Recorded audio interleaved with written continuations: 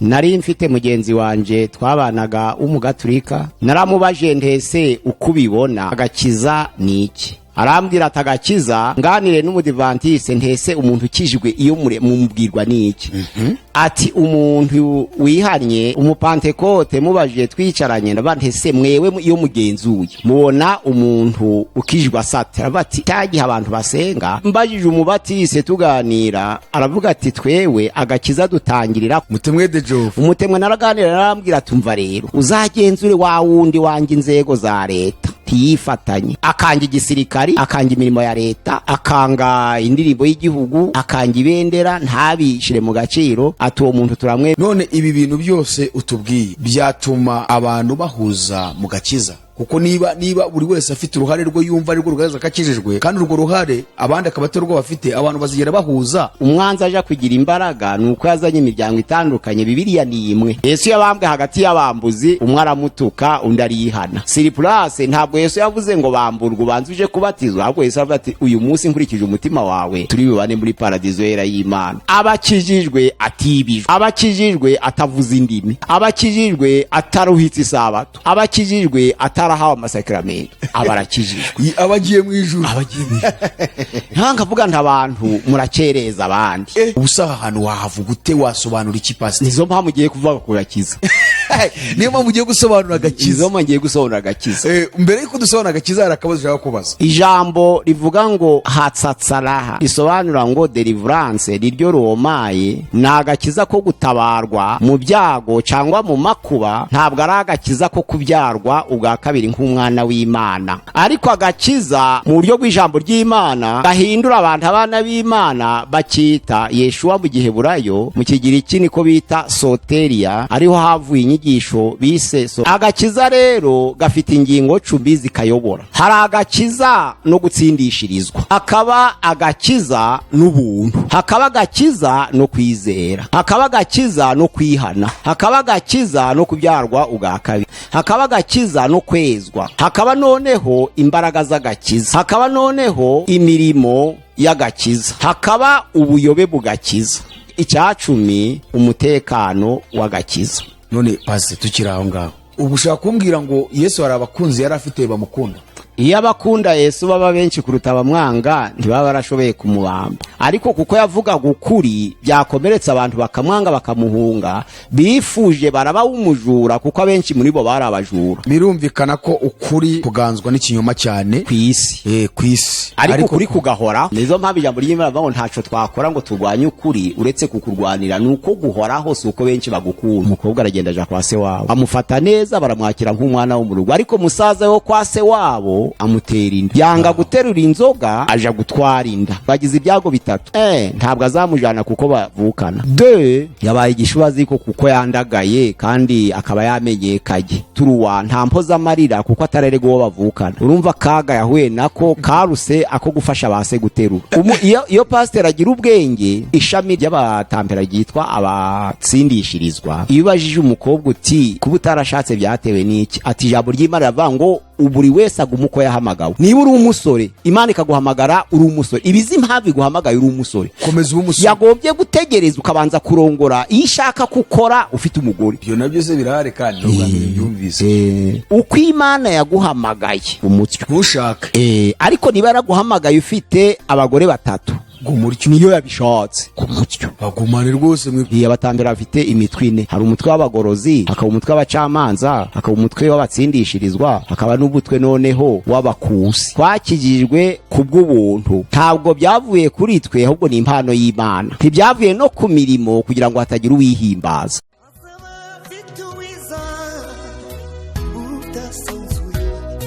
Azaba afite ingororano yo guhema buri wese, guhana n'imirimo yakoreye hano ku isi. Nawe nshuti yanjye aza kwambika ikamba. Nongere ngusuhuze nshuti mukundwa, wowe ubana natwe buri munsi ugakurikira ibiganiro bitambuka kuri Iron TV, ishakiro ry'ubutumwa bwiza bw'ubwami bw'Imana. Turakwifuriza amahoro n'umugisha utangwa n'Imana aho uri hose, kandi mu by'ukuri turabakunda cyane, kimwe nuko namwe mutugaragariza urukundo. Rero turabasuhuje mu bihugu muherereyemo, ntabwo tubivuga ngo tubirangize, abari ku mugabane wa Afurika, Aziya, Burayi, Amerika ndetse no muri Oceania, abari mu kirwa cya Australia, mwese tubifurije guhirwa muri byose. Ariko reka tugaruke muri Afurika dusuhuze bene data badukurikira baretse kutwandikira bari Madagascar, mu kirwa cya Madagascar. Imana bahumugisha mwebwe muri Madagascar mukurikira ubutumwa bwiza, ndetse n'abari Burayi, za Poland, za mu Buholandi n'ahandi tutiriwe dutinda cyane. Gusa turishimye cyane, mureke dukomeze gufashanya twubaka ubwami bw'Imana. Ikindi, niba umaze kumva iki kiganiro kikagufasha, wikihererana ucyoherereza inshuti, umuvandimwe, kugira ngo dukomeze kumva ubutumwa bwiza. Uyu munsi rero turagarutse mu kiganiro cyacu Menya Nibi na Pastor Mpazibirego. Nkuko bisanzwe, ngira ngo abantu benshi bamaze kumumenya, bakunze ibiganiro twagiye dukorana, kandi mu by'ukuri byarabafashije. Rero no kuvuga ngo uyu munsi kongeye kumugarura, ubushize yasubizaga bimwe mu bibazo abantu bagiye babaza. Uyu munsi tugarutse mu kiganiro cyacu. Mbere yuko twinjira kuri topic yacu, reka tubanze tumwakire, tumuhe ikaze kuri Iron TV kugira ngo asuhuze abadukurikiye, nyuma yaho twinjire mu kiganiro. Kandi Pastor, ubwo urongera unabibwire neza kugira ngo none bongere kumenya, kuko tuba tubona abantu bashyashya ba buri munsi. Turakwakire rero kuri Iron TV. Turabasuhuje mu izina rya Yesu Kristo. Ni Pastor Mpazibirego Pierre ubaganiriza, murakoze. Hanyuma Pastor, tuguha ikaze kuri Iron TV. Ubushize ubwo duherukana wasubizaga bimwe mu bibazo abantu bagiye bandika muri cya kiganiro twakoze cya mbere, cyigishaga ku bintu bitatu, harimo discipline, doctrine ndetse n'icyo bita reproche. Rero washubije bamwe mu bibazo, ubwo n'udukurikiye bwa mbere yajya kubyumva. Topic yacu tugiye kwiga uyu munsi ni topic irebana n'agakiza. Topic irebana n'agakiza. Agakiza ni iki? Ni iki kigaragaza ko umuntu yakijijwe ko afite agakiza?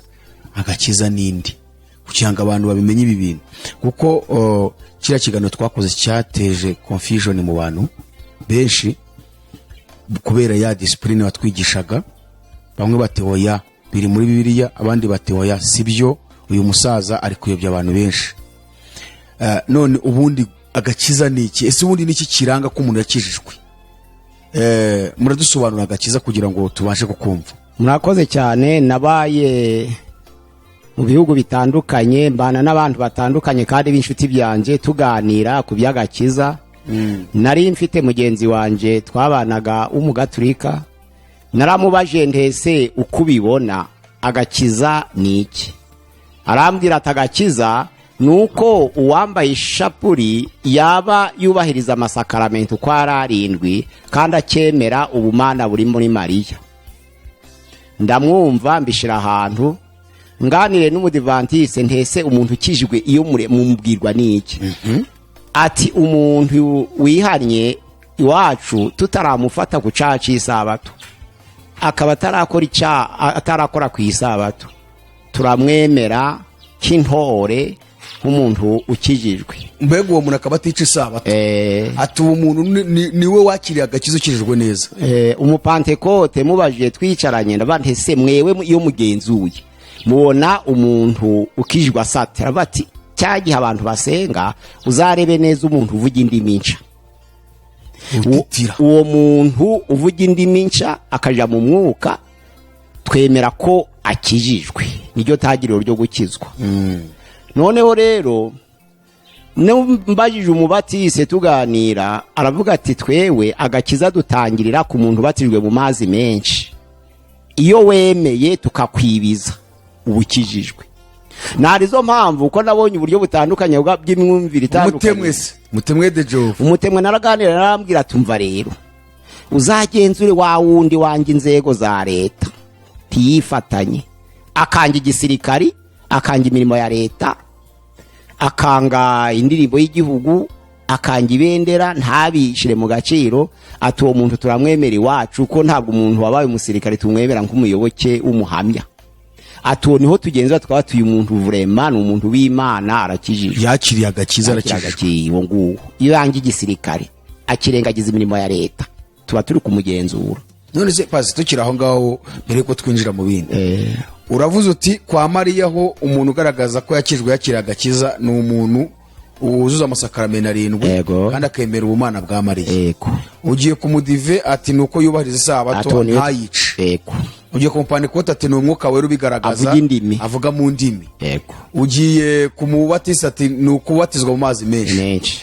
None ibi bintu byose utubwiye byatuma abantu bahuza mu gakiza, kuko niba buri wese afite uruhare rwo yumva ari rwo rugaragaza ko akijijwe, kandi urwo ruhare abandi akaba atari rwo bafite, abantu bazigera bahuza nk'abakristo. Nibyo wa mwene data yavuze ati uwize nabi yumva nabi akigisha abandi nabe kandi akayobya benshi.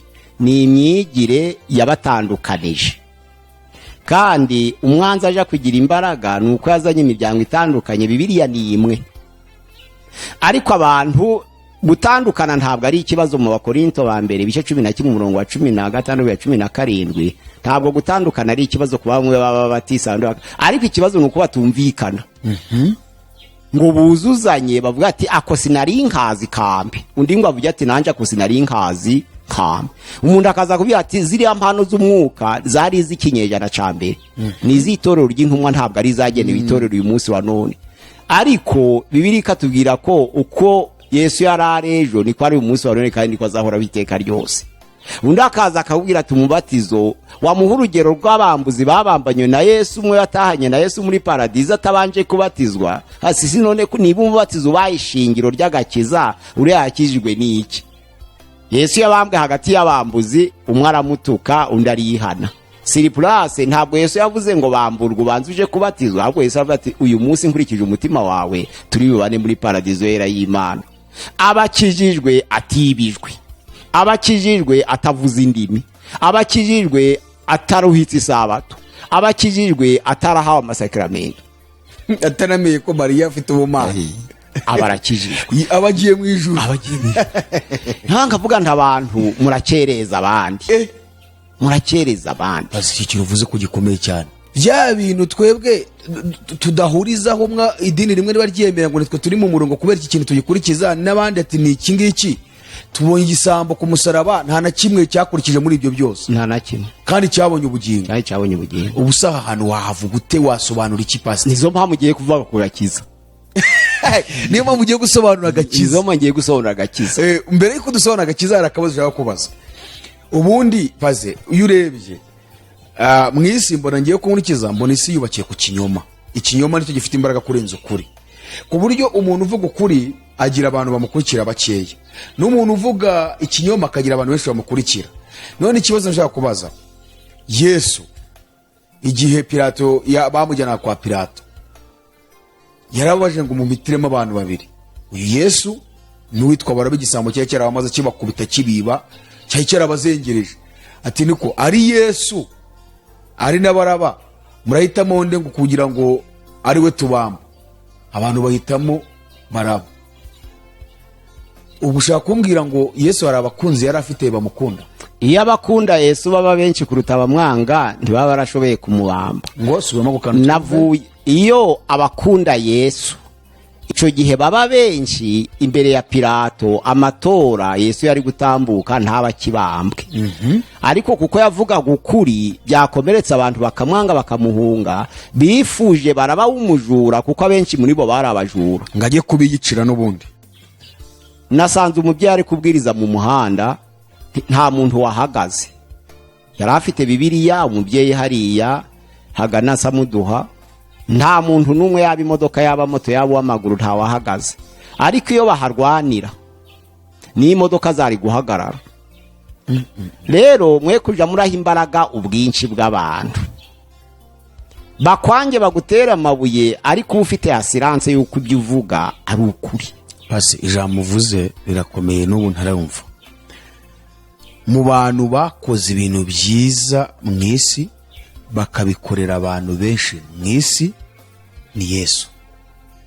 Yesu yagaburiye abashonje, Yesu yambikishije abari bambaye ubusa, bigatuma abandi babambika bitewe n'urukundo rwiza ari kubereka.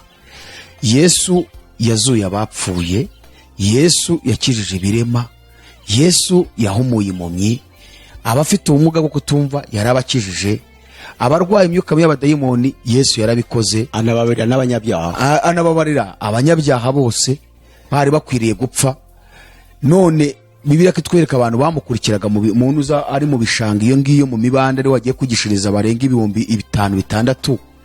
Ni gute Yesu ku musaraba bambe imbere ya Pilato uvuze ngo abamwangaga ni benshi kuruta bamukundaga, ngo niyo mpamvu yabambwe, kandi abantu baramwirukaga inyuma ari benshi cyane barimo kumuvugira? Ntabwo uzi umubare w'abantu bari ico gihe.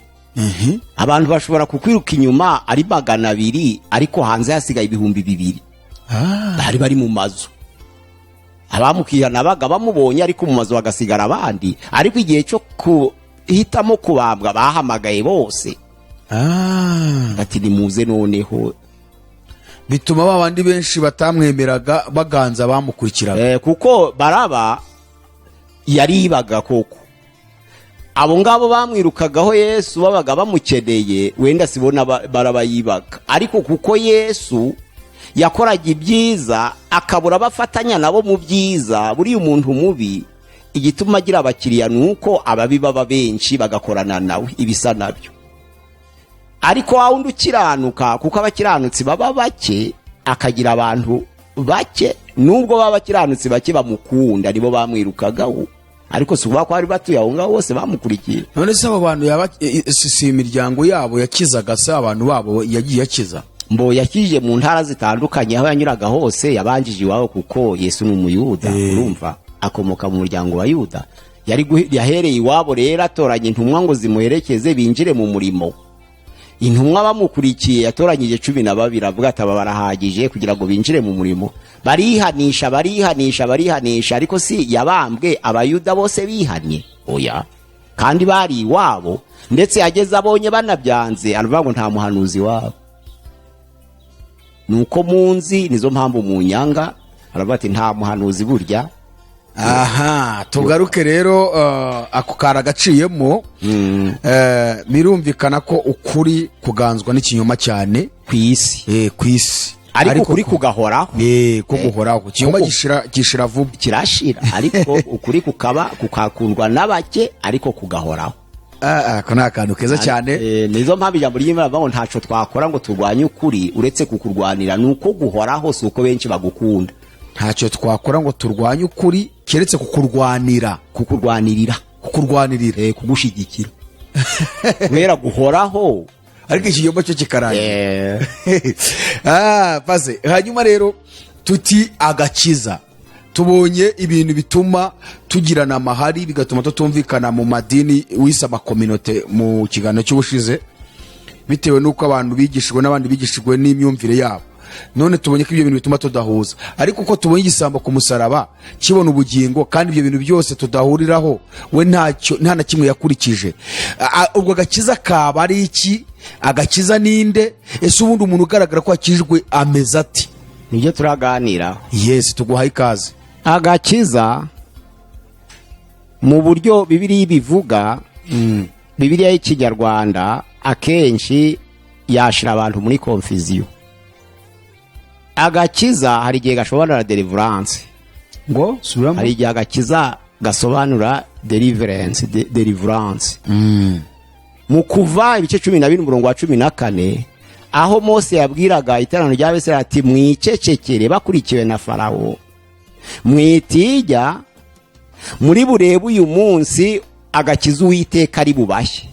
Kuko Abanyegiputa mureba mutazongera kubabona iteka.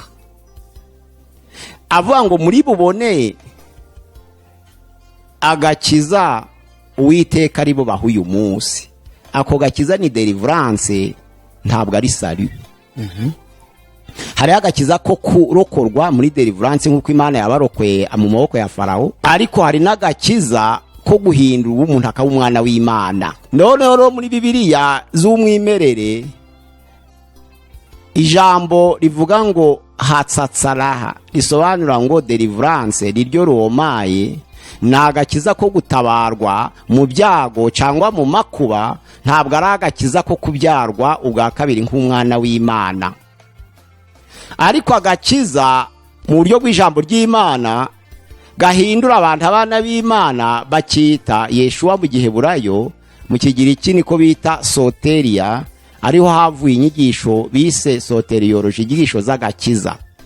Agakiza rero gafite ingingo 10 zikayobora. Hari agakiza no gutsindishirizwa, hari agakiza no gutsindishirizwa. Hakaba agakiza n'ubuntu, hakaba agakiza no kwizera, icyo ni cya gatatu.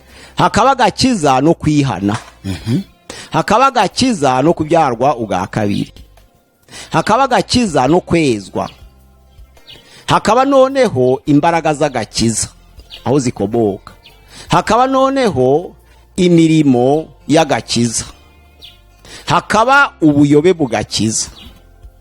Niho turaganira mu buryo buhagije ubuyobe mu gakiza. ubuyobe. None icyacumi umutekano w'agakiza. None pase tukiri aho ngaho, ibi bintu 10 tubwiye, ubushize wayongeye tubwira ibindi 10 bigaragaza doctrine. Abantu bagiye batwandikiye bavuga ngo gira vuba tugarure paseri kugira ngo ibi bintu 10 noneho ahere ku cyambere kitwigisha. Ibi bintu 10 zabitwigisha ryari? Icyo ni cyambere. Urongeye tubwiye ibindi 10 nanone bigize agakiza. Ibi bintu tugiye guta tubikora mu kiganiro tubirangize, cyangwa buri ngingo yose ushobora kuyigisha igihe kinini cyane? Turayivuga mu ncamake kugira ngo abantu basobanukirwe. Agakiza ni kimwe mu nyigisho za doctrine. Ku ngingo ni ukuvuga ngo ya 8. Twavuze ko ingingo ya mbere ari ibyanditswe byera. Tuvuga ko ingingo ya kabiri ari Imana. Ingingo ya gatatu ni Yesu Kristo. Ingingo ya kane ni umwuka wera. Ingingo ya gatanu ni abamarayika. Ingingo ya gatandatu ni umuntu. Ingingo ya karindwi ni icyaha. Ingingo ya 8 ni agakiza. Ingingo ya 9 ni itorero. Ingingo ya 10 ni ukugaruka kwa Yesu cyangwa iminsi ya nyuma. Noneho rero mfashe agakiza ni icya 8. Nicyo tugiye kuganira. Nicyo tugiye kuganira. Muri iyo doctrine 10 turaganira ku ya 8. Ya 8 agakiza. None agakiza yakwisugara. Noneho kagize nabwo kagendera ku ngingo 10. Iya mbere ni agakiza no gutsindishirizwa. Aho watubwiramo gakeya? Yesu Kristo abambwa ntabwo yabambiwe bamwe. Narizo mpa muri Yohana 3:16 ijambo ry'Imana riravuga ngo kuko Imana yakunze abari mu isi bose byatumye itanga umwana w'ikinege kugira ngo uyizera wese atarimbuka ahubwo ahabwe ubugingo buhoraho. Yesu rero ntabwo yaje gupfira bamwe, ahubwo Imana yatanze umwana we kugira ngo apfire abari mu isi bose. Niko nukuvuga ngo abari mu isi cyatumye Yesu azana iki? Nuko bari bageze igihe cyo kurimbuka no kuva mu maso y'Imana. Imbabazi zayo rero zirava yohereza umwana wayo kugira ngo abambwe mu cibo cyawo. Abantu bose rero baba baratsindishirijwe. Nuvuga ngo ntihaba hakigira ukibarwaho ibicumuro, abantu bose bahinduka abere kubw'amaraso ya Yesu. Ariko bose ntibizera. Ngo bizere icyo Yesu akoze. Abizeye bose muri Yohana igice cya mbere umurongo wa 12 ngo abamwemeye bose bakizera izina rye niba Imana yahaye ubushobozi bwo kwitwa abana b'Imana. Ariko umugambi w'Imana ni ukugira ngo bose batsindishirizwe binyuze mu kumwemera no kumwizera. Turabigeraho. Ni ukuvuga ngo gutsindishirizwa ni ibya bose. Byahawe bose. Bose baratsindishirizwe, ntawe Imana ikibara urubanza. Watuje akanwa akavuga ati bana babarira kuko uri muri babandi batsindishirizwe ntaca Imana ibikikubaraho. Ntikubaza ngo ishura. Ko Yesu yari yishuye. Yego. Niko bita gutsindishirizwa. Noneho rero hakaba ikintu cyitwa kabiri, ikintu cyitwa ubuntu. Aba Efeso 2 umurongo wa 8 n'uwa 9 haravuye ngo twakijijwe kubw'ubuntu. Ntabwo byavuye kuri twe ahubwo ni impano y'Imana. Ntibyavuye no ku mirimo kugira ngo hatagira uwihimbaza. noneho agakiza n'ubuntu mu Baroma igice cya 3 murongo wa 23 kugeza 24 haravuga ngo bose bakoze ibyaha ntibashikira ubwiza bw'Imana, ngo ahubwo dutsindishirizwa n'ubuntu bwayo ibiduhereye ubusa kubwo gucungurwa kubonerwa muri Yesu Kristo. Ubuntu nuvuga ngo ubuntu ngo ntawe Imana yasabye igiciro, nta na negociation yahabaye kugira ngo Imana yemeye gutanga umwana murekure, nta wa negocier nayo.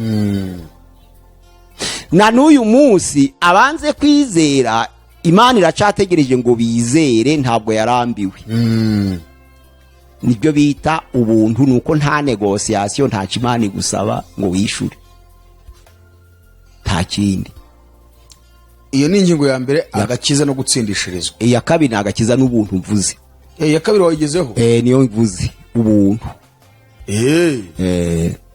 Gutsindishirizwa navuze ko ari uko tutakibarwaho urubanza. Ico cy'ingenzi twavuze. Uzuye kugakiza n'ubuntu. Noneho ubuntu ndavuga nti nta negociation, nta giciro cyahabaye ngo Imana yemeye kurekura umwana wayo. Ahubwo yamudohaye ku buntu, nizo mpamvu tugomba kuha agaciro ubwo buntu. Na n'uyu munsi rero turacari mu buntu. Yego. Uwakwemera uyu munsi wa none Imana yamwakira. Abakijijwe rero kubw'ubuntu nkuko bamwe bavuga, hari ababifata ubwitwazo bwo kugendera mu mubiri ngo byararangiye, ariko iyo ubuntu bumaze gutambuka nta negociation, haba hakurikiye kugira ngo no twizere ubwo buntu. Ego cya gatatu, hari umuntu uherutse kuganira, hari abantu benshi bavuga ngo tubazanira ngo abantu ngo ariye ngo tugerageza gutumira abantu bafasha abantu kugira ngo bakizwe. Hari uherutse kuza rero we dushaka kumuha umwanya ngo atambutse ikiganiro, turabanza turamuganiriza, ariko atwereka ko ushingiye ku ngingo ya mbere uvuze yuko twatsindishirijwe, kabari mu isi bose batsindishirijwe kubera Yesu. Aravuga ngo icyo ni ikigaragaza ko nta muntu n'umwe mu isi uzarimbuka. Urugero yatanze, yaravuze ngo kuko icyaha cyazanywe n'umuntu mu isi umwe, cyazanywe mu isi n'umuntu umwe, kigahinduka inyoko muntu, uwo muntu umwe na Adamu wahindutse ubugingo buzima, ngo ni nako bigaragaza ko uwaje kugikuraho akadutsindishiriza, agatsindisha cya kiremwa muntu cyahindutse inyoko muntu ku cyaha, ngo ni Adamu wa nyuma, ari we Yesu Kristo. Kubera ko Adamu wa mbere yari ubugingo buzima, Adamu wa nyuma akaza ari umwuka utanga ubugingo. Aravuga ngo rero niko abantu bose n'ubundi yabatsindishirije akabakuraho icyaha, nk'uko n'ubundi cyaha cyabanye ku muntu kuri Adamu wa mbere. Aravuga ngo kubw'iyo mpamvu rero nta muntu n'umwe mu isi Imana izigera irimbura, kugeza ubwo yanakoze n'ishyano rirenze. Arambwira ngo n'abantu bose bapfuye mu gihe cya Nowa kuri wa mwuzure, n'ab'i Sodomu n'i Gomora, bose izo generasiyo zose zagiye zibaho, ngo bose ubu Imana yababumbiye hamwe muri Adamu wa nyuma, ari we Kristo Yesu. Kubw'iyo mpamvu ngo bose nta n'umwe Imana izarimbura, bafite ubugingo. Icyo kintu bakivugaho iki? Nizo mpamvu kuri iyo topic y'agakiza twahaye ingingo 10. Uwo muntu twamusubijeyo, turavuga ati rero ibintu uri kuvuga niwe muntu mu isi wa mbere uje kuvuga ibyo bintu, ko n'abapfuye mu gihe cyane bose n'abo ku Sodomu n'i Gomora nta n'umwe uzarimbuka. Mwerekana Bibiliya, ndayimwereka ngo nise ko mbona bigaragaza ko baciriweho iteka mu gihe cya Nowa. Ati reka ibyo ni kinyoma. Turamusezera aragenda.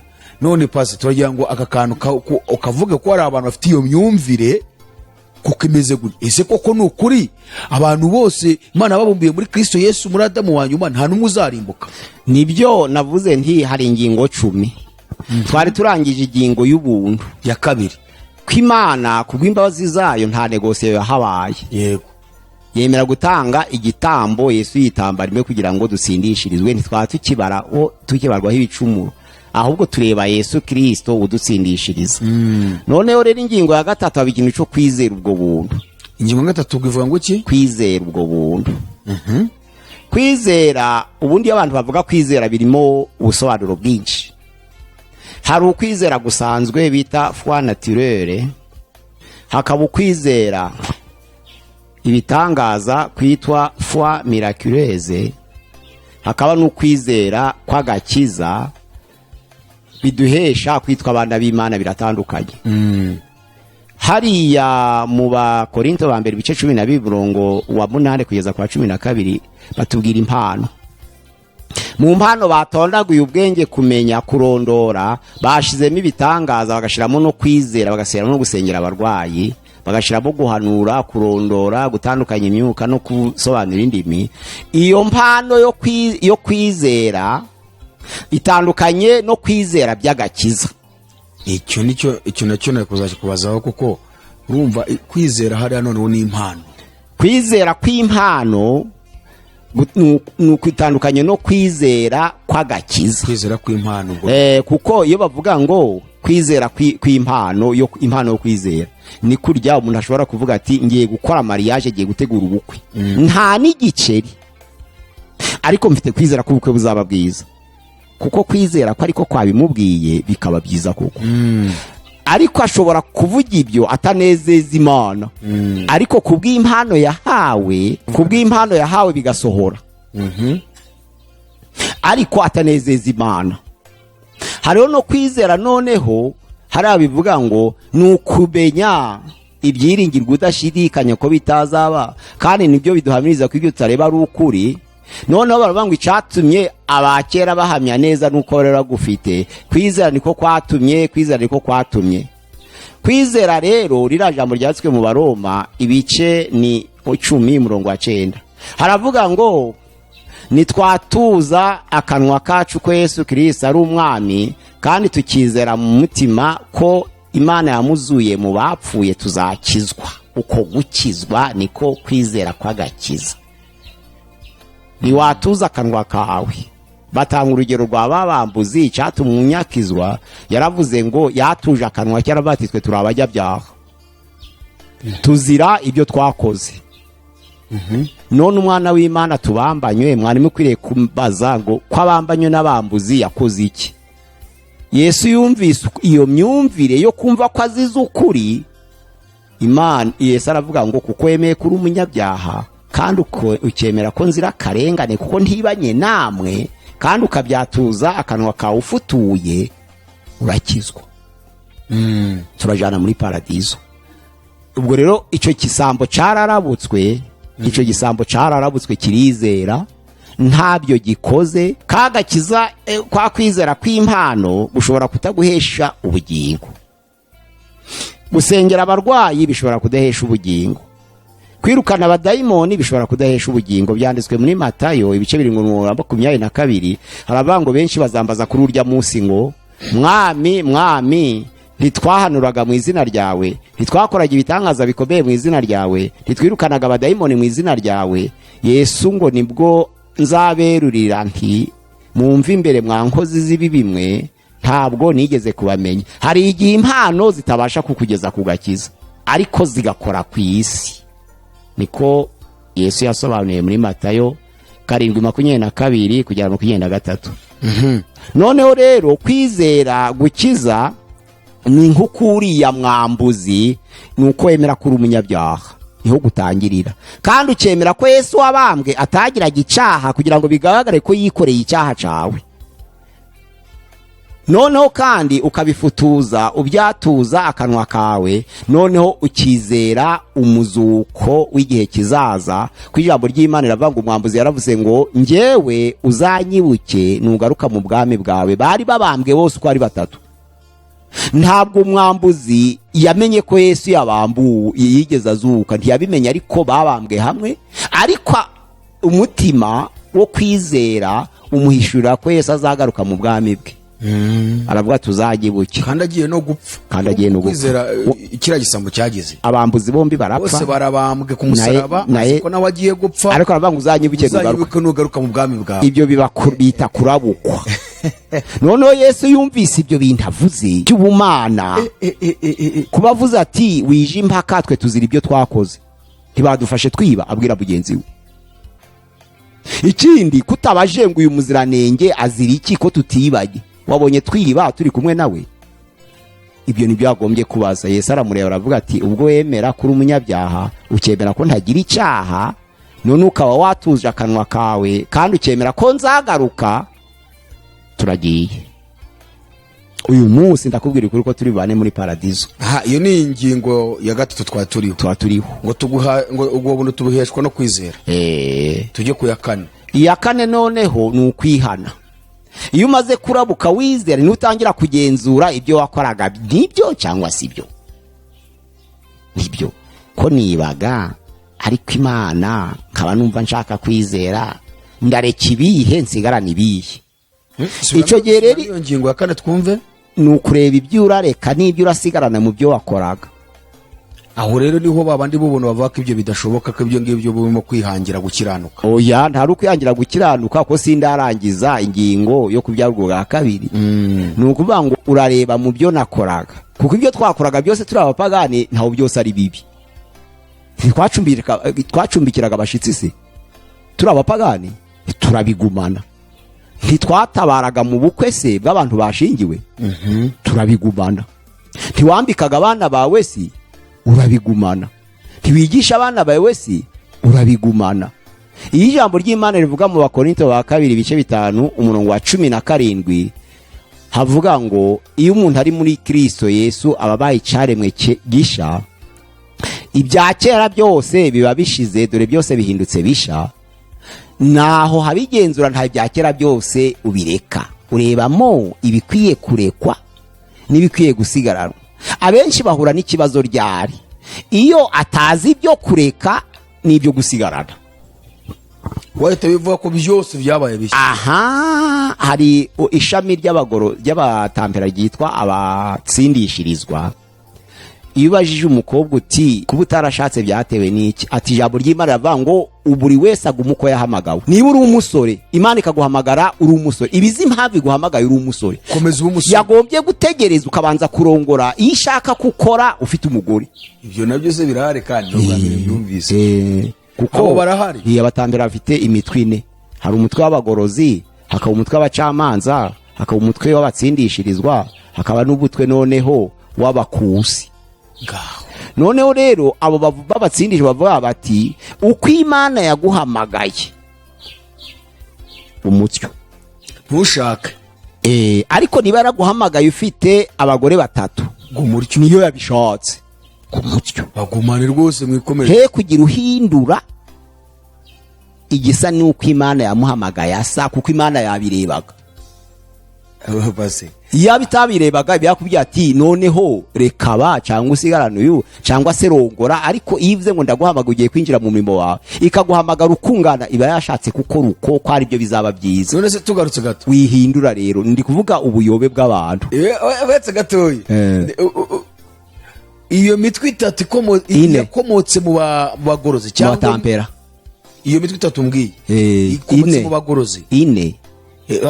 Uwa kane ndabaye mwihoreye kuko uvuza abagorozi, abatampera, abakusi. Navuze ngo mu batampera hari imitwe 4. Hari umutwe w'abagorozi, hari umutwe w'abagorozi n'abatampera. Hari umutwe w'abacamanza n'abatampera. Hari umutwe w'abatsindishirizwa n'abatampera. Hari umutwe w'abakusi n'abatampera. Kandi ubwo nabo nibahuje. Oya ntobahuze. Nta wumva ikintu bavuga ngo abapoligame n'abamonogame. Akabono ibyo byo n'ubwambere mbyumvise. Abatsindishirizwa n'abacamanza. Noneho ni imitwe itandukanye ariko bose bitwa batampera kandi bakaruka isabato kuko bose bavuye mu badive.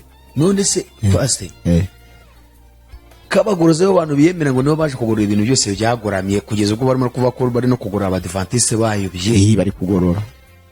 Nkaba numva nabo ubwabo barongeye bakicamo ibindi bice. Oya abice mice n'abatampera sabagoroze. Ahubwo abagorozi ni agace kabamwe mu batampera.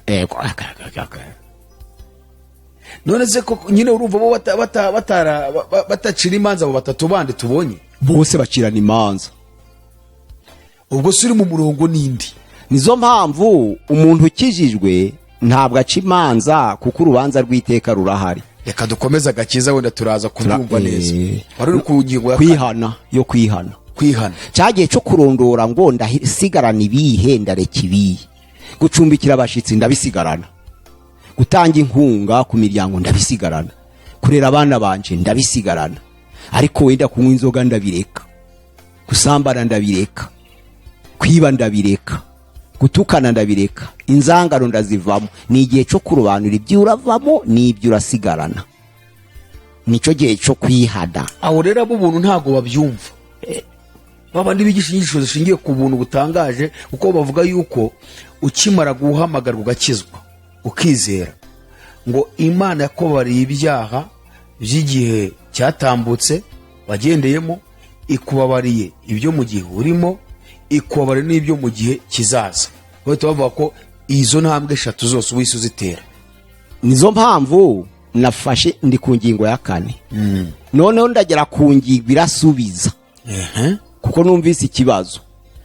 Tugeze mu gihe cyo guhitamo ibyo urareka n'ibyo urasigarana. Yego, uko guhitamo rero haba guhuzagurika, kuko inyigisho ziba zitandukanye.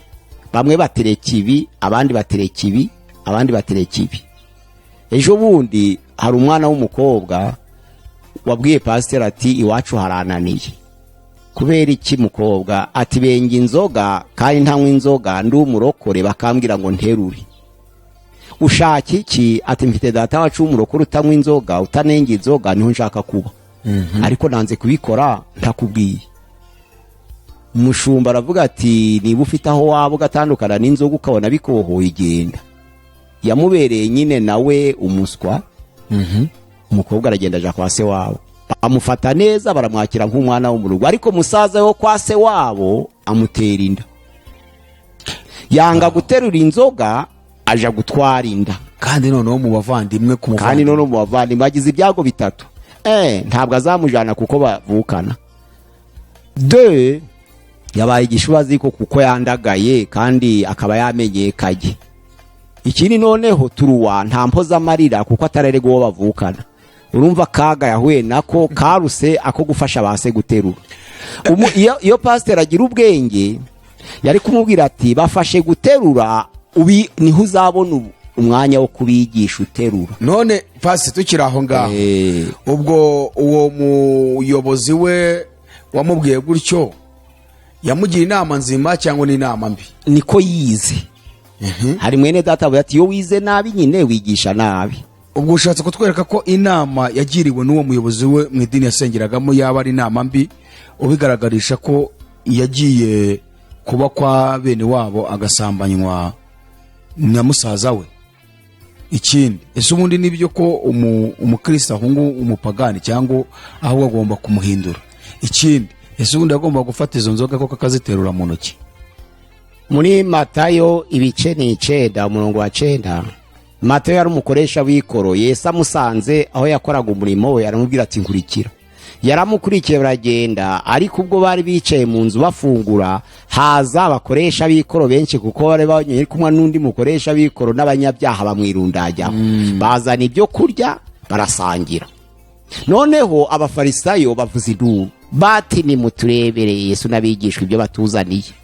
Umuntu asangira n'abakoresha b'ikoro kuko abaga umurimo w'umuvumo mu Bayuda gukoresha ikoro, nuwananiranye niwe wabijagamo. Noneho aratuyobeye, avuye ku Mana, none ari gusangira n'abakoresha b'ikoro n'abanyabyaha. Yesu yavuze ngo iki? Yesu yaravuze ngo iyo hatababa ntabwo nari kuza, kuko ntabwo umwana w'umuntu yazanywe n'abakiranutsi, ahubwo yazanywe n'abanyabyaha. Bisobanura ngo umukristo ukijijwe ntabwo ahunga abanyabyaha, ahubwo yigisha abanyabyaha. Nico twahamagariwe, kuko guhunga umuntu utaramwigisha se uzi ngo azigishwa nande? Yagombaga noneho kwemera guterurana n'ababyeyi, imbuto zera mu buzima bwa gikristo zikazatuma bamwubaha bakabimukuraho. Ubwo nari kubahumana nk'uko Bibiri bivuga ngo nimukore ku kintu cyose gihumanye nanjye nzabakira. Ntabwo cyari igihumanya kuko nibyo byamureze, kandi nibyo kurya bija mu nda bigasohoka. Yesu yasubije abafarisayo Matayo 15 ngo ntabwo ikinjira mu muntu ari cyo gihumanya, ahubwo yamagambo aturuka mu mutima, gutukana, kwica, kuroga, nibyo byangiriza. Naho ibyinjiye mu nda, ijambo ry'Imana rivuga ngo bigera muri estoma bikaba digere, bigasohoka mu mwanda bigashira. None se ubwo nawe ari kujya yinywaho? yari kuja bateruza ntayinyweho, ubwo yabateruza bakabona kugira ubuntu kwe, babona kugwa neza kwemera guterura ibyo atarya, bakabona ko bamuremereye, ariko imbuto ze zikihanisha ababyeyi. hari abakristo benshi rero bakunda guhunga abantu ngo hano ntuye ngo ni mu bapagani, cyangwa akava muri famiye nk'uwo nguwo, cyangwa akava muri bene wabo n'abandi bandi, bati abantu reka ntandukane nabo ni abapagani. Iyo ubanye mu muryango w'abapagani ubugize ubigiye kuharema itorero, nicyo Imana iba yaragushiriye mu bapagani uri umukristo, urabigisha bakazahinduka itorero, ni kubw'ubu unesheje. Nuko dukomeze rero, twari turi kugakiza no kwihana. Ni cyagiye cyo kurondora ibyo uravaho n'ibyo urasigarana, kuko muri Abakorinto ba kabiri ibice byaho ni 5:17 kugeza 21 haravuga ngo iyo umuntu wese ari muri Kristo Yesu ngo abaye icyaremwe gisha, ibya kera byose babishize, byose bigahinduka bisha. Ariko ijambo ry'Imana avuga ngo byose bituruka ku Mana yashatse kwiyunga natwe ku bwa Kristo, iramutanga. Ngo noneho rero duhinduka abatambyi mu cyimbo cya Kristo, kugira ngo dukore umurimo Kristo nawe yakoze aduhuza n'Imana, none natwe duhuza abazimiye n'Imana. Nizo mpamvu tudakwiye guhunga abapagani. Kuko utarigeze akora icyaha, Imana yabaje kumuhindura kuba icyaha kugira ngo duhinduke gukiranuka kwayo. Nizo mpamvu dukwiriye gukora mu cyimbo cya Kristo, tugahendahenda abazimiye ngo basange Imana. Ni ku ijambo ry'Imana bivuga ngo mu gakiza no kwihana, nk'uko uri kudusobanura ko umuntu atangira guhitamo akora ibindi akabireka, harimo no gukora uwo murimo wo kuvuga ubutumwa bwiza. Harimo no kuvuga ubutumwa bwiza, ariko icyambere ubanza kureba ibyo urareka n'ibyo urasigarana. Iyo umaze kureba ibyo urareka rero, Imana ikabireba, haza ikintu cyitwa kubyarwa ubwa kabiri. Twagiye ku ngingo ya 5. Ingingo ya 5 ni ukubyarwa ubwa kabiri. Urabona Yesu yaje akora imirimo ikomeye, ariko abayuda bari basangarwa abadokiteri, abigisha amategeko bakomeye. Noneho Nikodemu nta muntu wamupingaga, nta muntu wabonaga, baravuga ati dufite umuntu ufite icyamunaniye wese asanga Nikodemu, ufite icyamunaniye wese asanga Nikodemu. Ariko Yesu aje, Nikodemu aritegereza, bimwe biramuyobera, ko hari injurusha bose, kandi uyu akaba ari umwana tuzi utuvukamo, kandi nkaba ntaramubaza bari kumva, buretse ndamusanga nijoro kugira ngo batamenya ko hari icyo ntasobanukiwe. Asanga Yesu nijoro, amubaza iby'inzira y'agakiza, yavuze ngo agakiza. Yesu aravuga ati utabyawe ubwa kabiri ntabwo ushobora kubona ubwami bw'Imana. Nikodemu yari dogiteri, avuga kubyarwa ubwa kabiri, kubyarwa ubwa kabiri. Ndi umugabo, umuntu si yaba ari umugabo akongera akaba uruhinja agasubira mu nda ya nyina akongera akavuka. Yesu ati ndakubwira ukuri, utabyawe n'amazi n'umwuka. Hariya niho abantu basobanura nabi cyane, ntabwo wahabwa ubugingo buhoraho. Yesu yashaka kuvuga ko kubyarwa n'umwuka ni ukubanza kuba ijambo rikaguhindura. Biri mu Baefeso igice cya 5:26 haravuga ngo, utangire ku 25, haravuga ngo bagore mugandukira abagabo banyu, ariko namwe bagabo mukunda abagore banyu nk'uko Kristo yakunze itorero akaryitangira, amaze kuricungura akaryogesha amazi ari ryo jambo rye. Ni ukuvuga ngo amazi hariya Yesu yavugaga ni ijambo, ntabwo ari ukudumbura mu mazi, kuko ari amazi twidumburamo ni indahiro, ntabwo ari agakiza. Petero yaravuze ngo, igice cya Petero ya mbere igice cya 3:21 haravuga ngo ni ikimenyetso cy'umutima uticira urubanza, ariko ntabwo akuraho icyo ryo ku mubiri. Nta nubwo noneho agrate forterezo ntakuraho n'intuza n'icyaco ku mutima, ahubwo ni indahiro ukavuga uti désormais mwari buzi ko nduyu imbere y'abantu, ariko mpindutse uyu.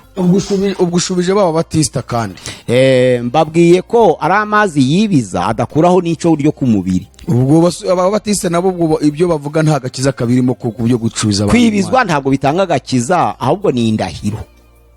Abantu benshi baribijwe bagumye bakora ibyo bakoraga. ariko ikaba ibaye indahiro kuvuye muri sosiyete runaka winjiye muri sosiyete runaka imbere y'abantu.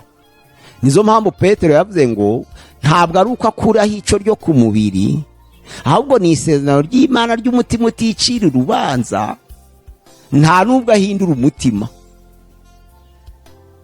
None pasi ukiri aho ngaho reka nkubaze ikibazo mu ngingo nyuma zo kutubwira ngeze ku ya gatanu. Ya gatanu noneho ruri tugiye gutangira ku byagwaga kabiri. Aho niho ngiriye ikibazo cyo nagiye kubaza. Ubwo izirangingo zose uyu muntu yari atarabyarwa ubwa kabiri se? Zirangingo zose umuntu abatari yabyarwa ubwa kabiri. Kubyara ubwa kabiri ni akaetape kaza agakiza muri make. Ntabwo ari ikintu spontane gikubita, ahubwo ni urugendo. Kandi urugendo rusozwa Yesu agarutse. Reka tugere ku kubyara ubwa kabiri, komeza utubwire twumve. Ubwo nukuvuga ngo iyo umuntu akijijwe ubundi babivuga nabi. Injambo ryiza rihamanije n'ibyanditswe rihuye n'ibyanditswe byera na n'imbaraga z'agakiza, agakiza ahubwo aho kugira ngo bibe gukizwa, ahubwo ni urugendo ukaba winjiye mu nzira y'agakiza. Ati ubu ninjiye mu nzira y'agakiza izasozwa Yesu agarutse. Ku buryo umuntu uri mu mubiri kandi akaba ku isi hari probabilite yo kugwa cyangwa agakomeza agahagarara. Abo bontu niba byemera ibyo kugwa nta bihari. Nibyo ndageraho kuko sindahagera. Noneho rero kuri ako byago bwa kabiri, iyo umuntu abyago bwa kabiri haba impinduka, kuko abayicare mwigisha deja abyago bwa kabiri haba ikintu cy'impinduka, niho haba urwego rw'impano. Aho rero wari ugeze kuvuga ngo Yesu abibwira Nikodemu kubyara ubwa kabiri. Nikodemu ntiyarabizi ariko araza amategeko. Yesu aramubwira tutabyawe n'amazi n'umwuka, amazi ashaka kuvuga ko ari ijambo ryayo. None iyo umuntu yamara kumva ijambo akayoborwa n'umwuka, ariho rya jambo ry'Abaroma 8:14 avuga ngo abayoborwa n'umwuka bose nibo bana b'Imana. Niho ubugejeje kuri iyo ntera yo kubyara ubwa kabiri. Iyo ntera yo kubyara ubwa kabiri rero, iyo umuntu abyawe ubwa kabiri hari ibyo abashigaje ku nshingano kuva ku ngingo ya 5 ya mbere. None wari mu kutubwira ngo kubyarwa ubwa kabiri no kubyarwa n'ijambo, bakakubwira ijambo rizima, noneho hakaba hasigaye kuyoborwa n'umwuka wo muri iryo jambo. Icyo gihe ubaye icyare mwigisha. Ubwo niho kubyarwa n'amazi n'umwuka. Niko kubyarwa n'amazi n'umwuka, ntabwo Yesu yavugaga kwiriza. Noneho rero icyo gihe kuko ububyawe bwa kabiri haba habaye ikintu cyo kwerekwa sasa. Nizo mpamvu Nikodemu yatekereje akavuga atariko se umuntu yasubira mu nda ya nyina ntagire ikintu kimuhishurira, ahubwo akumva ko kuba umwana w'Imana bigarukiye ku mategeko. Icyo cyatumye Nikodemu ariko yumva hari ibibuyobeye kandi akeneye, ariko adashaka ko abantu babibega. Niho yasanze Yesu nijoro amubaza, tuzi kuri umwisha wavuye ku Mana kandi uri gukora imirimo ntari kumva. Yesu aravuga ati nuko byagwa ubwa kabiri. Aravuga ati ese nongere nsubire mu nda ya mama mvuke? Yesu aravuga ati oya, nuko byarwa n'amazi n'umwuka ari kubusobanurira. Iyo ntera rero biragaragara ko Nikodemu yari ataramenya Yesu, ariko azi amategeko yose yigisha abafarisayo, ariko ataramenya Yesu. Ubwo rero iyo ntera yo kumenya Yesu niyo itangizwa no kubyarwa ubwa kabiri. Ni processus etape. Ingingo ya 6 rero ni ukwezwa. Iyo habaye kwezwa niho hatangira kuvuga ngo nawe hari ibyo tugusaba, ijambo ry'Imana. Pasi dusubire inyuma gato yihanganye ku nyuma 5. Nyuma 5 kubyarwa ubwa kabiri nibyo narindi kuvuga. Hazamo n'impano no kwerekwa no gusoma ukamurikirwa. Ikintu cyitwa illumination, kuko wasoma Bibiliya nka histoire ntiyayumva, ariko iyo usomye ubyaho bwa kabiri hari icyo Imana iguhishurira mu ijambo ryayo. Nuko tujye ku ya 6. Ya 6 ni ukwezwa.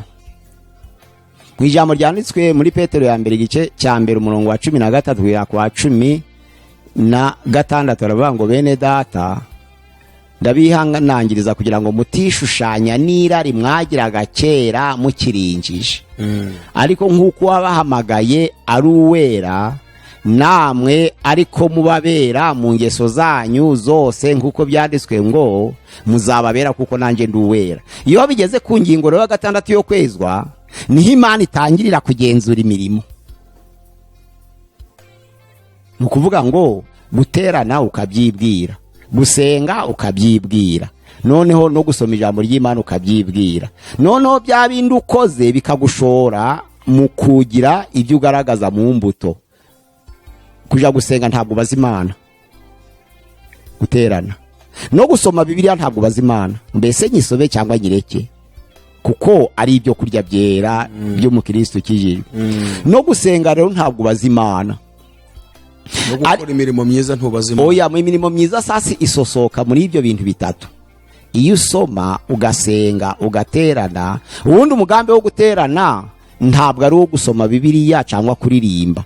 Umugambi wo guterana ni wo kumenya inshavure ziri muri twe ngo tuzifashe. Niwo mugambi ukomeye. Hari ukuramya, hari ugukeburana. Nkaba nzi ko mwene data Jean-Luc hari ibyo akora ntishimira, ndabimubwirira ku rusengero kuko ariho duhurira.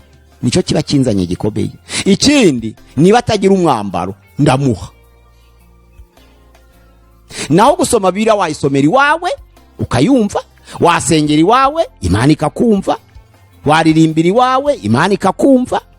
Ariko igituma abantu baterana ni ukugira ngo nje kumenya ibibazo bya bagenzi banje. Kandi bose bagenda aricyo kibajyanye ngo kwiga ijambo ry'Imana bategereje ko pastor bishop kanaka ari. Oya, iyo bagarukiye ku ijambo ry'Imana no kuririmba no gusenga ntabwo baba bashoje inshingano y'urusengero. Haba n'agahe gato ko kuvuga ngo ntawaburaye muri twe. Noneho tukareba rya jambo ry'Imana ryakubwiye ngo iki, umwambike. Musa madini menshi ko byatabikora. Nyine ni ukwirengagiza ibiremereye, basa nabo babisimbuka ubwende. Ariko nta materaniro ku isi yemerwa n'Imana ataha atavuze ku bakene. N'Imana yaduhamagariye.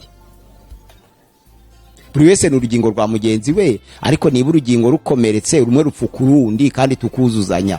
Ingingo ya 6 igizwe n'ibice bitatu. Igizwe no gusoma ijambo ry'Imana, ikagirwa no gusenga, ikagirwa no guterana kwera. Iyo abantu basomye Bibiliya bagasenga bagaterana bagasoma bagasenga, ntabwo baba bashoje inshingano, ahubwo rezilita havuyemo iki.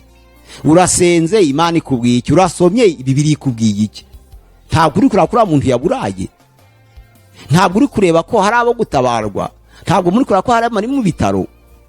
Ni ukugira ngo muve ku rusengero munogeje umusozo w'ibyo bitatu, nuko mutabarana. Waruvuze yuko iyo ngingo ya 6 ariho Imana itangira kugenzura imirimo. Ubwo aho Imana biri kugenzura kuko mushyira mu bikorwa ibirebana n'uwo mumaze kubaho. Kuko iyo ugikizwa ko kanya mu Bakorinto ba mbere ibice 13 murongo wa 11 havuga ngo nkiri umwana navuga nk'umwana muto, ngatekereza nk'umwana muto, kibwira nk'umwana muto. Ariko maze gukura iby'ubwana birashira, bisobanura ngo iyo ugikizwa hari ibyo utazi. Imana rero kugenzuraga ku ngingo ya 6. Iya 7 ni imbaraga z'agakiza. Imbaraga z'amagiza tuzihejwa n'umwuka wera, kuyoborwa nawo. Imbaraga z'umwuka wera ziva mu ijambo no mu gitambo cy'amaraso ya Kristo. Hariya mu Baheburayo igice cya 9 utagiriye hari ku murongo waho wa 15 na 3 haravuga ngo utangiye ku murongo wa 10 na kangahe na 3, niba amaraso y'ihene n'amapfizi y'inka n'ivu ry'inka yiriza iyo binyanyagijwe ku bahumanye ko bihubanura umubiri ugahumanuka, nkanswa amaraso ya Kristo Yesu witambi Imana atagira inenge, ntazarushaho guhumanura imitima yanyu ipfuye akayezaho imyanda yose, kugira ngo mubone uko mukorera Imana ihoraho. Bisobanura ngo amaraso ya Kristo, ijambo ry'Imana, noneho akaba no kuyoborwa n'umwuka wera ni ya 7. Ntabwo wakora imirimo myiza guyisohoze utayewe n'umwuka wera, urayinanirwa. Imbaraga z'agakiza ziva mu ijambo, ziva mu mwuka wera, ziva noneho no ku gitambo cya Kristo kucizera ukacemera ko Yesu ko iki kigaragaza ko izo mbaraga z'agakiza zikurimo. mbona Imana igenzura, Nta muntu wabigenzura. umuntu ntabasha kubigenzura. Twe tugenzura imbuto tukareba. Yesu yaravuze ngo muzabamenyera ku mbuto zabo, agakiza ntimurashobora kugapima. Ariko reba ibyari gukora, yarahageze cyangwa ntiyahageze. Naho umuntu ko adashobora kurondora umutima wundi, byanditswe mu Bakorinto 2:2:11. Ninde muri mwe wabenya ibyo ndatekereza? Ntawe. Ubesha umuntu umuganira akakubwira ibitari byo kandi agahaguruka akagenda ukabyizera. Ukuvuga ngo izi mbaraga z'agakiza nta muntu wazigenzura, wowe wabimenya ko zikurimo. Wowe urabimenya. Niki kikubwira ko zikurimo? Ni ibikorwa ukora. Oya, ni ubusabane ufitanye n'Imana. Noneho no guhuza ibyo ukora, ibyo usoma n'ibyo ukora mu itorero. Bati iri jambo ry'Imana nsoma, ibisa nabyo nkora ni ibiye. Ntabyo nirengagiza, kuko hari umuntu usoma ijambo ry'Imana neza byagera igihe cyo gufasha agafunga. None se wagize ngo uriya mutunzi wasanze Yesu amubwira ati ngire nte ngo mbone ubugingo buhoraho. Yesu arambwira tuza amategeko: ntukice, ntugasambane, ntukibe, ntugashinje mugenzi wawe ibinyoma, kandi ubahe so na nyoko. Atubyo kuva mu bwana bwacu rero bikurikije. Yesu aravuga ati hasigaye kimwe, bagiye gutandukana. Gurisha ibyo utunze, ufata ubutunzi bwawe maze ugaburira abakene. Ntiyirutse se? Aha. Abantu benshi rero bahinduka baba bakristo, ariko bavuga ibyo ku imbuto bakahunga. Twagiye ku ngingo ya 8. Ingingo ya 8 ni imirimo noneho Imana yose igenzura. Mu Bagalatiya hariya igice ca 5 umurongo wa 22 haravangwa imbuto z'umwuka ngizi: urukundo, ibyishimo, amahoro, kwihangana, kugwa neza, kugira neza, ingeso nziza, gukiranuka no kwirida. Ijambo ry'Imana ravuga ngo iyo bishoje bimeze bityo nta tegeko ribihana, ngo nta rubanza ubutegereje. Agakiza no kwera imbuto. Iyo niyo ngingo ya 8. Iyo imborera igaragarira mu mbuto. Iyo imbuto zifite nta rundi rubanza ruzaba rusigaye. Imbere niba ukundana, wishima, uhesha abantu amahoro, ntabwo ari ukugira amahoro wowe, ntabwo ni uguhesha n'abandi amahoro.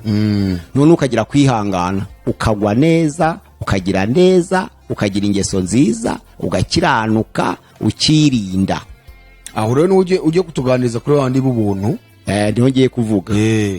Ariko ku buntu ndavuga biri ku ngingo ya 10 nabiteguye. Okay. Ni ukuvuga ngo imbuto z'umwuka Yesu yaravuze ngo tuzabamenyera kuki? Ku mbuto zabo. Ubwo niba koko agakiza warakabonye, gira imbuto. Abantu rero benshi, kuko Yesu yababwira ati kuki mugera ku mpano mwaje kugera ku mbuto mugahagarara. Guhanura ukabigira bwangu, gukora ibitangaza ugasengera abantu, kuvuga indimi ukazivuga, guhanura ugahanura, gusobanura indimi ugasobanura. Ariko byagera igihe cyo gufasha mugenzi wawe ukahina amaboko. Pasi icyo kintu uvuze gufasha kiza mu mbuto cyangwa ni imirimo? Siyo mirimo se y'agakiza navuze ku ngingo ya 8. Sihondi imbuto n'imirimo bitandukanira hehe? Buriya imirimo baravuga ngo tuzabamenyera ku mbuto zabo. Bibiliya iravuga mu Byahishwe 14:13 avuga ngo imirimo yabo nizabaherekeza. Birahwanye buriya. Imirimo uyirebera igaragarira mu mbuto.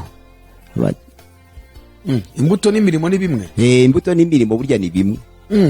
Wagiye singwa imbuto kandi twabonye ko agakiza tutagaheshejwe ngo si byavuye no ku mirimo myiza ngo tutagira icyo twirata imbere y'Imana. None si kararangiye nsabye ngo agakiza ni urugendo turi kugenda, kandi n'ingingo ya 10 ntirasoza. None niba bitaravuye ku mirimo myiza dukora, ego kuki ushatse kugaragaza ko umuntu wamaze kugera ku ngingo ya 8 agomba gukora imirimo myiza kandi agakiza tutarakabonye kubw'imirimo myiza? Nuko ari ugukura, ni ukuvuga ngo Imana igihe ugikizwa ntabwo Imana yigusaba kuko utayishobora, ariko kuko umaze gukura hari imirimo utaha kano kana gasigara hano, hari utagaha ariko nakawe tukemera se. Niyo mpamvu rero tugarutse muri izi mbuto uko zitondetse ari 9 hari ijambo imirimo rizamo. So nk'usubira muri izo mbuto twumve ko hari imirimo irimo cyane. Urukundo rurimo imirimo cyane. gute cyane. gute Ntukubona mugenzi wawe afite ikibazo ukamufasha kugikemura. icyo ngicyo kigaragaza ko umuntu afite urukundo. Ntabwo ushobora kugira urukundo nta kintu mfasha umuntu. Oya, urukundo ruri mu bwoko, ntabwo ariyo turatereta. Hari urukundo rwo kwiteganiriza, hakaba n'urukundo rwo kubaka izina, hakaba n'urukundo rw'Imana. Mu Kigiriki niho bisobanukaga neza. Agape nubwo tuba dushaka, ntari herose, ntari filia icene wabo, abo dushaka agape. Urukundo utanga utategaje kuzagarurirwa. Bivuye ngo urukundo ikintu kirugize no gukora. Iyo bitangiye noneho rero muri biriya bikurikira, uvuye rangije kwihangana, hariho kugwa neza, hariho kugira neza. Nabyumvise imirimo iri mu mbuto z'umwuka. Iyo ufite izo mbuto n'imirimo igomba kugaragara. Twagiye ku ngingo ya 9. Ingingo ya 9 ni ubuyobe. Abantu bavuga ngo barakijwe ariko barayobye. Niho turaganira. Hari ibintu bitatu abantu bayoberamo.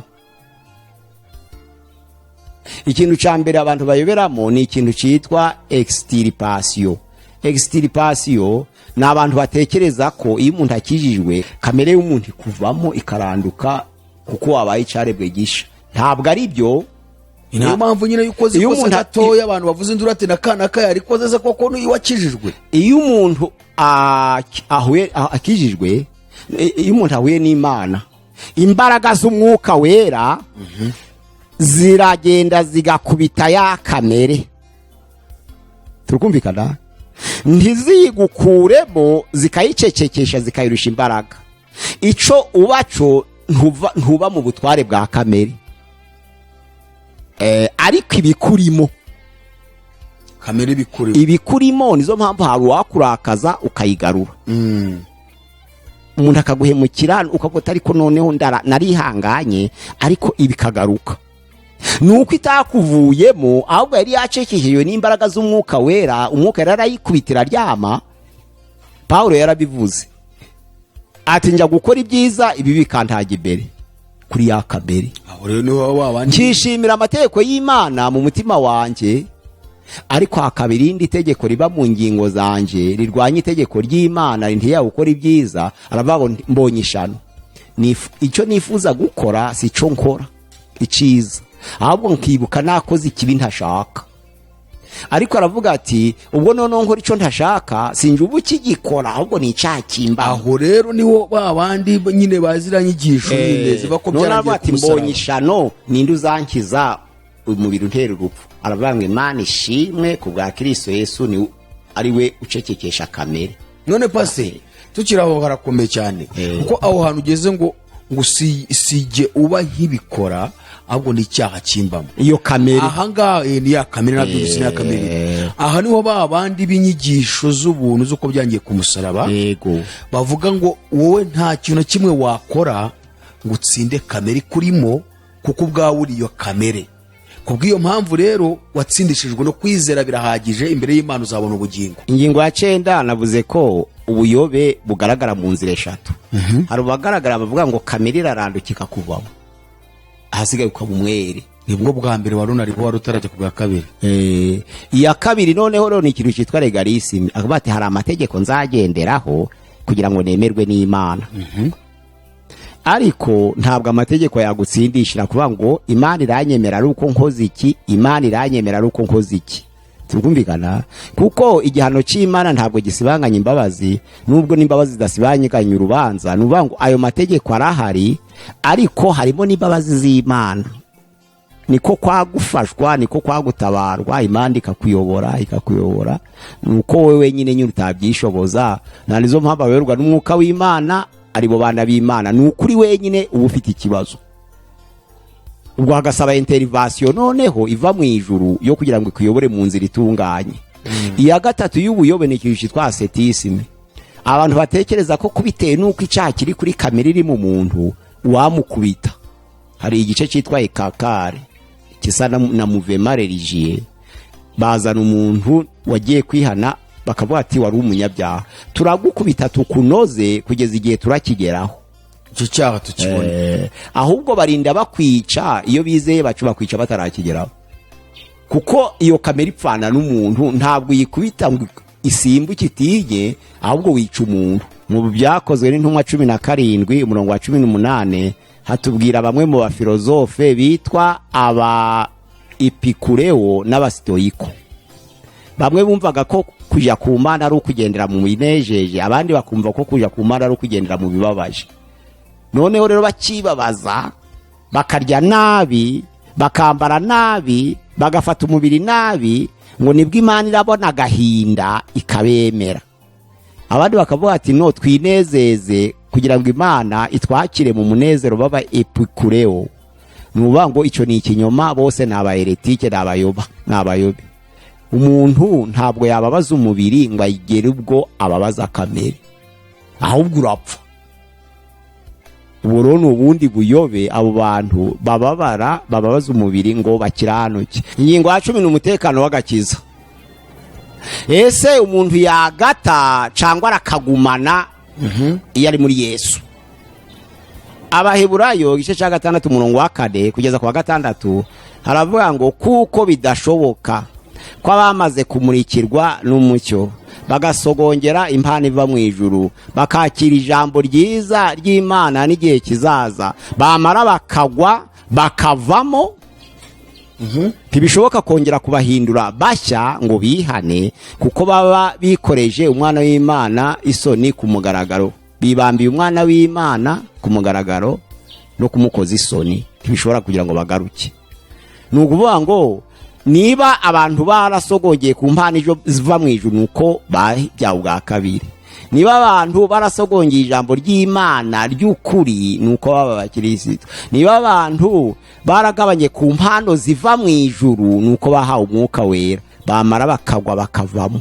Nuvuga ngo probability yo kugwa nubwo warahawe umwuka wera, nubwo wabuze ijambo, nubwo warasogongeye ku mpano iva mu ijuru birashoboka. Babigeranije noneho n'inkuge. Rero bavuga kuri ya murongo ugaragaza ko uwo muntu adashobora kugwa. Oya, kugwa ni ibya buri wese, ariko kuvamo si ibya bose. Kuvamo hehe? Kuva mu gakiza. Ushobora kugwa ntuve mu gakiza? Ushobora kugwa. Gute? Ni ukuvuga ngo ushobora kwiba noneho umutima ukakurega. Iyo wibye ubwo buguye? Ubwo ntabwo uvuye mu gakiza? Ubuvuye bo, ariko wakwibuka, tukumvikana, wakwihana, Imana ikongera ikakureba nk'uko yakureba gutari wiba. Ndagira ngo ahantu uhasobanure cyane bumvikane, kuko kubera iki urumva urimo uratwereka ngo umuntu ashobora kugwa ariko ntasohokemo. None uravuze uti umuntu wibye ubwo araguye kandi anasohotsemo, gusa ibyo bintu bihuriye hehe? Ni urugendo, nuvuga ngo twabigereranya, urabyumva neza. Urugendo habamo imvura, kunyagirwa, hakabamo gusitara, niho bigenda neza. Kuko Paulo yageranije agakiza n'inkuge mu nyanja. Ya nkuge mu nyanja, abantu bari mu nkuge nanje nayigendeyemo, haba harimo byose, toilette, restaurant, bivete, isoko. Ariko hari n'abarwaniramo, kuko abari isoko. Iyo barwaniyemo rero ukubise undi hasi ntabwo amukubita mu mazi, amukubita mu nkuge. Yankugira mujyana yashaka kanapfa, kuko abone n'abarwayi bapfiramo. Inkugira bakomezanya bakazabashingura bageze ahigiye, ntibabata mu mazi. Abagereranje agakiza batyo ni Calvin. Baravangwa agakiza no mu ndirimbo ya 38 mu gakiza iravango ubu natwe dufite iyo nkuge. Na agakiza twahawe na Yesu, niba ushaka ubugingo ngwino wihitiremo agakiza we kurimbuka. Noneho Calvin agereranije agakiza n'inkuge, avuga ko abantu bagwa mu nkuge batagwa mu mazi. Nandizo mpamvu uri muri Yesu ugasambana, usambanira muri Yesu. Waba uri muri Yesu wakwiba ukibira muri Yesu. Waba uri muri Yesu warwana ukarwanira muri Yesu. Nta cagukura muri Yesu, niko basobanura. Kuko muri Yohana 6:44 haravuga ngo nta waza kwa data atarehejwe nawe. Noneho muri Yohana 11:28 hariya aravuga ngo kugira ngo 29 haravuga ngo intama zanje ndazizi, iyo mirongo kandi zumva ijwi ryanje kandi zikankurikira, nta wazimvuvunura mu ntoki. Nyine iyo mirongo niyo bifashisha ubwo. Noneho rero reka mu ruhande rwabo bantu nyine noneho Calvin akavuga ati iyo nkuge kwiri mu nyanja ugwa kwayigwamo, uhituma akayitumamo, ikabijana byose ikazabigezayo, kandi aho tugiye akaba hasa no mu ijuru. kuko turi mu rugendo aba yemeye Yesu bose bazagerayo. Noneho Pawulo arabikosora. Timoteyo ya mbere igice cya 18 avuga ko hariho bene data baretse umutima wo kwizera bamera nka Humenayo na Alexandre, abo nahaye Satani kugira ngo bigireho kudatuka Imana. None abishira no muri Timoteyo ya kabiri bice 17-19 aho yavuze bya Humenayo na Fileto bavuye mu byizerwa bagatangira kubwiriza ko umuzuko warangije kubaho. Aravuga ngo ari ku rufatiro rw'Uwiteka rwacahagaze rwanditsweho ikimenyetso ngo Uwiteka azabe. Pawulo aravuga ati rero inkuge iyo yinjiye mu nyanja koko yinjirana abantu, ariko Karive yibagiwe urugendo n'intambara duhurira mu rugendo. Hari ikintu yavuga cyitwa intaza. Intaza ni urutare ruhagarara mu mazi ariko ntururebe uri imusozi, ariko cya gice cy'inkuge kigenda mu mazi hasi kikaza guhura na rwa rutare iyo inkuge itakurikiye inzira nziza. Rwa rutare rurayikubita kuko rutanyiganyiga rukomeye kurusha ya nkuge irasaduka. Nizo mpamvu bavuga ngo hari Humenayo na Alexandre babaye nk'inkuge imenetse ku byo kwizera, bare ku mutima wizera kuko umutima bamwe barawuretse. Nuvuga ngo babaye nk'inkuge imenetse. Za yantaza rero yamara gusatura inkuge, abazi koga bakagendera ku bice by'imbaho, abazi koga bakogera mu mazi, abandi bakazama, noneho bose ntibagereyo. Pawulo avuga ko abizeye we Yesu bose batazagerayo, bitewe n'iki? N'urugendo tugendamo n'intambara duhura nazo. Bamwe bahura nazo bakanirwa guhangana nazo zikabagusha. Ibyo urabibuze gute? Ni aka kantu ngo umutekano wo mu gakiza. Umutekano w'agakiza ni ukureba n'ugurinda urugendo rwawe. Noneho rero kuko tutaragerayo mu rugendo ntituragerayo kuko Yesu impanda ntiravuga. Impanda nivuga ngo biraragiye, abanesheje nibwo bazamenyekana. Ariko uko turi mu rugendo za ntaza ziracahari. Harimo imvura mu rugendo, hakabamo inzara, hakabamo abambuzi, hakabamo izuba, hakabamo gusitara, hakabamo kunyagirwa. Ibyo byose tugahura nabyo mu rugendo. Hari abo bihitana, hari igihe uhura n'isuri ikagutembana kandi wagendaga ntugere iyo. Niko gusohokamo se? Oya, niko guhura n'ibigeragezo mu gakiza biremereye, ugahura n'urugamba rwo gupfakara, ugahura n'urugamba rwo gupfusha. Ndavuga ku cyaha, igenda byumva reka turimo turaganisha ku cyaha, kugwa no gusohoka mu gakiza. Nizo mpamvu uwanditse Abaheburayo yaravuze ngo bakagwa bamara bakavamo.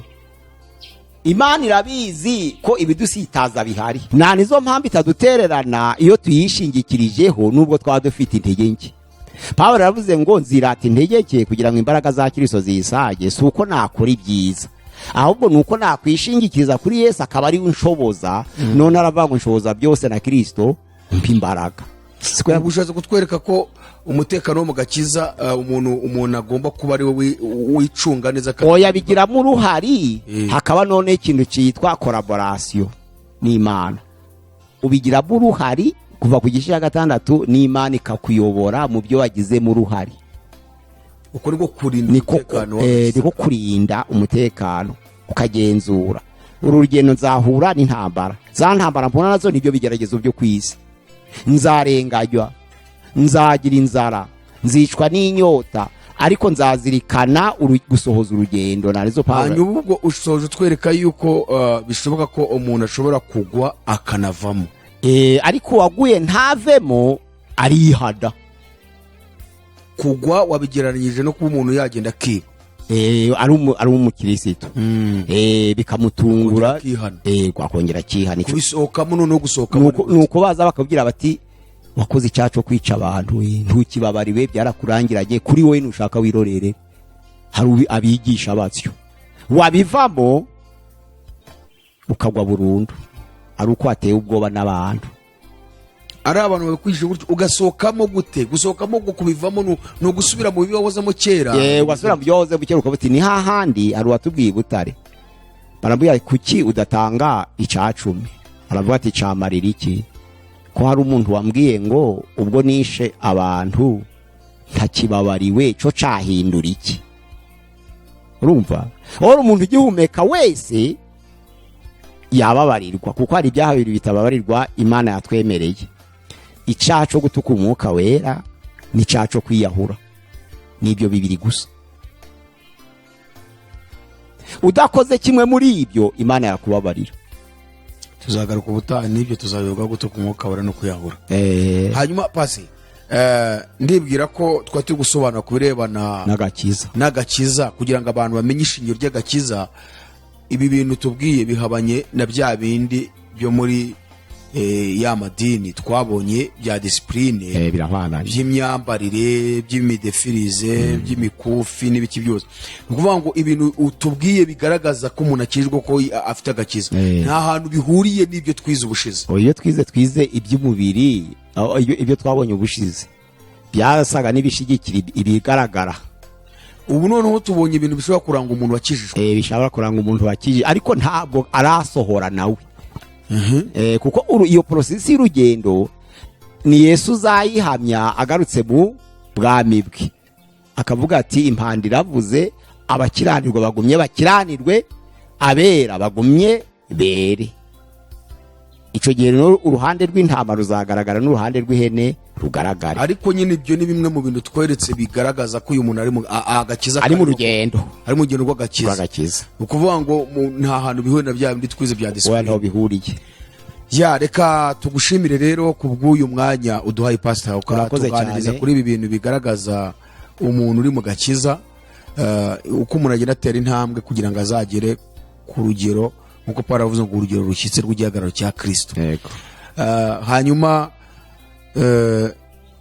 turagira ngo mu gusoza kudufasha gusenga, hanyuma kandi tubwira n'abadukurikiye kuba badufasha kwamamaza ubu butumwa kugira ngo bugere kuri benshi. Dufashe, hanyuma urasoza utanga nimero zawe. Dushimiye bene data badukurikiye kuri iki kiganiro c'agakiza, nkuko nabasobanurire ko agakiza ari urugendo rutararangira turi mu isi, rukaba ruzasozwa Yesu Kristo aje guhemba abakiranutsi kubw'imirimo yakoze ndetse no guhana abanyabyaha, nicyo kizamugarura. Ariko none icyo mbabwiye nuvuga ngo mu rugendo rw'agakiza duhura n'inzitane nyinshi, duhura n'ingorane, duhura n'ibibazo, aribyo bigeragezo. Kuko ugenda ahura n'imvura, agahura n'abambuza, agahura n'izuba, agahura n'inzara, natwe mu gakiza duhura n'abatugerageza, tugahura n'ibitandukanye.